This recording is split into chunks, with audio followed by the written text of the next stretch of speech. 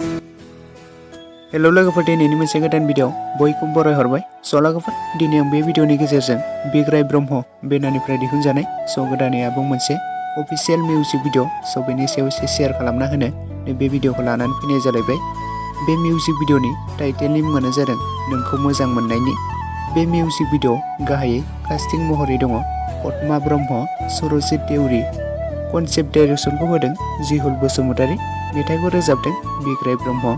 मेथाइनि लाइरिक्स आरो टिउनखौ होदों फुंखा महिलारी। मेकआपखौ खालामदों मानब लाभलि ब्रह्म लोगोसे कल्पना बसुमतारी। लोगोफोर, बे मिउजिक भिडिअखौ दाखालिनो रिलिज खालामनानै होबाय।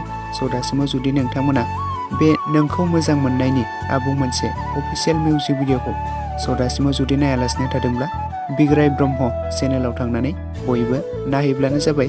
आरो सोर सोर नोंथांमोना बे मिउजिक भिडिअखौ नायखांखो आरो माबोरै मोनखो आंनो अननानै कमेन्टनि गेजेरजों फोरमायहरदो। बे मिउजिक भिडिअआ जोबोरैनो मोजां जादों दे लोगोफोर। बे मिउजिक भिडिअखौ दासिमाव जुदि नायालासिनो थादोंब्ला बयबो नायहैदो। आरो लोगोसे बिग्राय ब्रह्म बिथांनि मेथाइ रोजाबनायाथ' जोबोरैनो मोजां जाखायो। जाय नोंथांमोना नायाखै बयबो थांनानै नायहैदो।